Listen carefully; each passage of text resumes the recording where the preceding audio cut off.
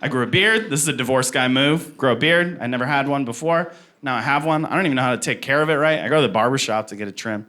First time I went in there, I said to the woman that was going to do it, I said, I'd like one beard trim, please. And she looked at me and she said, it's not ready yet. Which was so embarrassing. That's the whole reason I had gone in there. And now not only do I not know how to trim it, I don't know how to tell when it's ready to be trimmed. I thought when I looked in the mirror and wanted it shorter, that's when I could come in here and have you do that for money. But now I know there's a whole other system in place. I don't know what it is. I'm an Indiana boy. Is it like corn? Is it like knee-high by the 4th of July? How do you tell with these beards?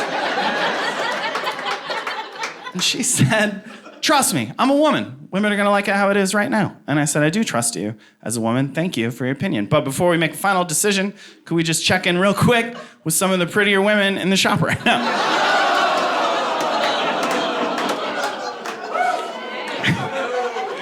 And she goes, I just did. They all think you're a jerk, and you should go right now.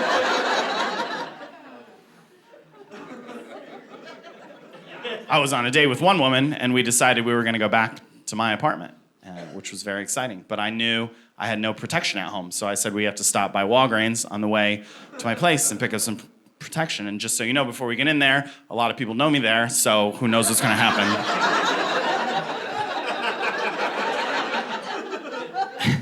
And we're in the condom aisle. And I didn't know which one to pick. There's so many choices. And I asked her, like, do you have a favorite? And she said, yeah, I do. I like the ones for the really big penises. I was like, okay, well, do you have a second favorite? Maybe go with a second favorite. And she didn't, so it was up to me. And fellas, if any other fella is in this situation where it's put to you that you have to pick the condom you're gonna use, I think there's only one you can go with. There's only one proper choice. You have to pick the Trojan for her pleasure. Because that's the only one that says in the name that it's gonna be more pleasurable for the woman. And that way, even if your performance is poor later, at least she knows going in, your heart was in the right place.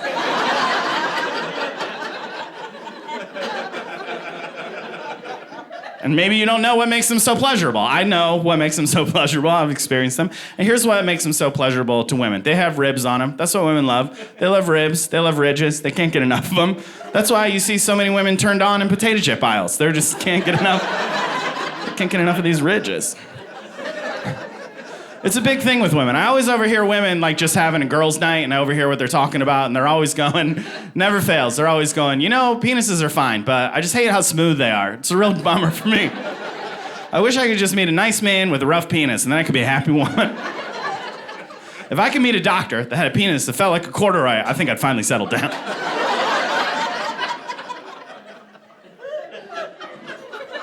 I don't do a lot of political. This is the first political joke that I've ever recorded, but I'm going to give a political joke a try right now. Thank you for the 2 claps in anticipation of how controversial this Tinder joke about politics is going to be. So I've noticed on dating apps, on Tinder and Bumble, there's a lot of women that say no Republicans or no Donald Trump supporters. A lot of women saying that, but I've never seen any of them say no Democrats. So surprisingly, when it comes to doing it, Republican women are much more liberal.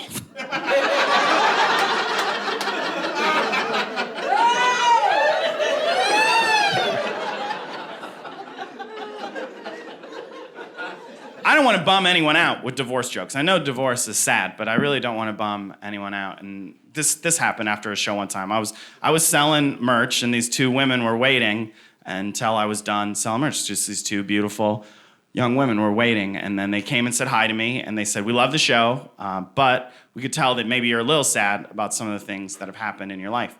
And we thought that the 2 of us could do something special for you tonight. We thought we could do something for you that's maybe never happened for you before in your life. Yeah, and that's exactly what I thought was going to happen to people that are giggling. I thought that's what they were talking about.